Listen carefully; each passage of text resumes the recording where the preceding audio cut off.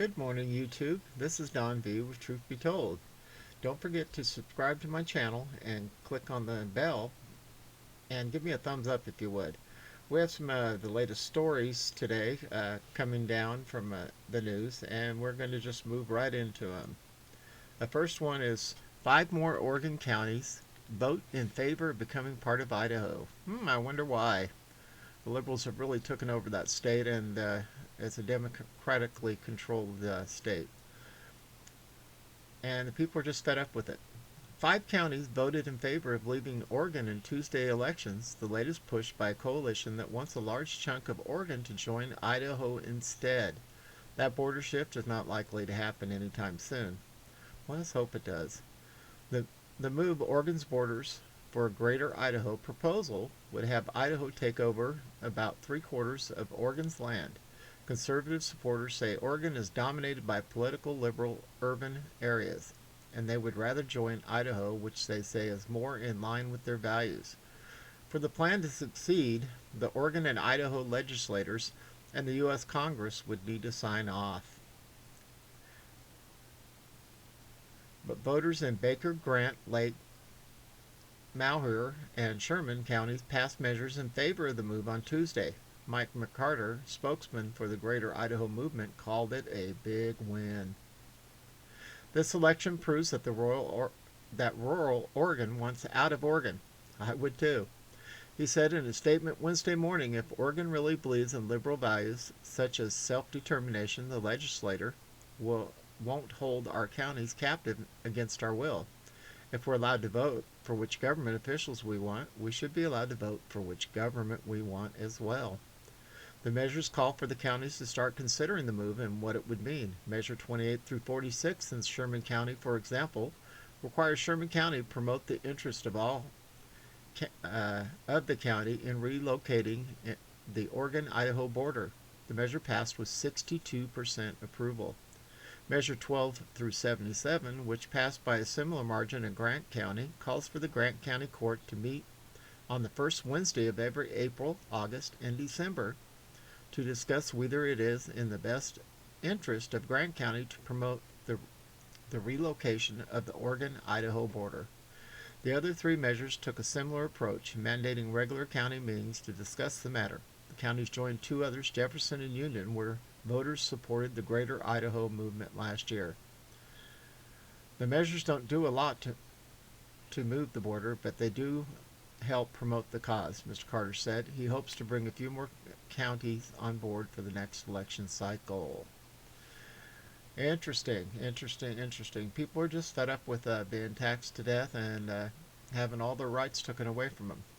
Moving on to the next story on the Gateway Pundit.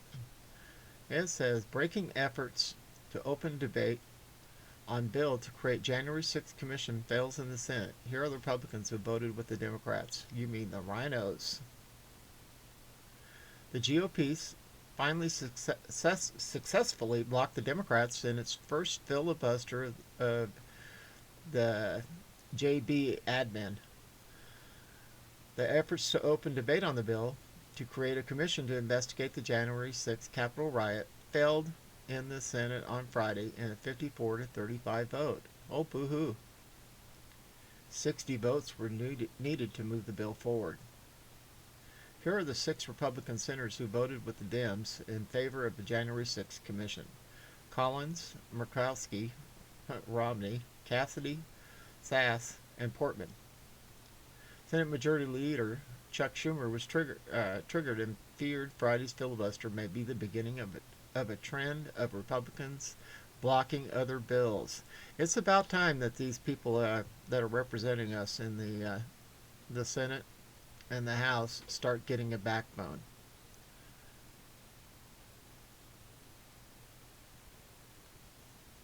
Okay, let's move to this one. Shock video. Capitol Police started shooting at peaceful Trump crowd on January 6th and fired flash grenades and rubber bullets on peaceful protesters, including children. Can you imagine them? I mean, rubber bullets aren't going to kill you, but they sure hurt, and they're firing them at children. In a clip obtained by American Greatness, peaceful protesters on the west side of the Capitol building on January 6th are shown confronted by U.S. Capitol Police, reportedly using flashbangs, a type of stun grenade used to disorient a target's senses, and rubber bullets. Approximate time of the confrontation was around 1:36 p.m. Eastern Time. The man speaking in the video is Cash Kelly, a former gang member and founder of the Streetlights Unity Movement and Foundation, a group he launched in 2020 in opposition to BLM to help at-risk people in inner cities. Kelly told me during a brief interview from Washington, D.C. jail Thursday afternoon he was an outspoken supporter of number 45.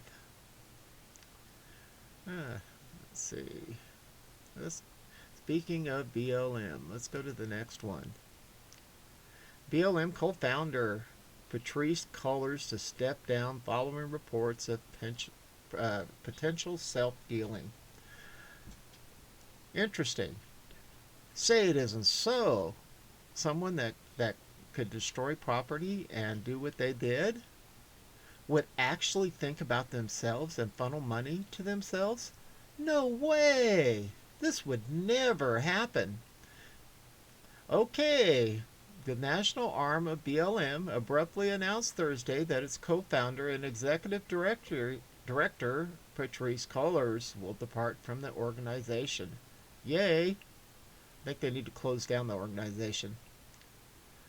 Cullors' sudden departure from BLM Global Network Foundation came 3 weeks after the Daily Caller News Foundation reported the group had funneled businesses to an art company run by the father of her only child. Patrisse Cullors, the co-founder of BLM, will depart from her role as the organization's executive director, the charity announced Thursday. A charity? I mean, come on. Cullors' abrupt departure from the charity, which serves as the national arm of the BLM movement, came 3 weeks after the Daily Caller News Foundation reported that she had used her position as the charity's leaders to funnel business to an art company led by the father of her only child. Charity experts said BLM's arrangement with the art company, Trap Heels, amounts to self-dealing and raises ethic and legal questions. BLM's global network did not provide an explanation in its statement Thursday for Cullors' sudden departure. Imagine that. They couldn't comment on it.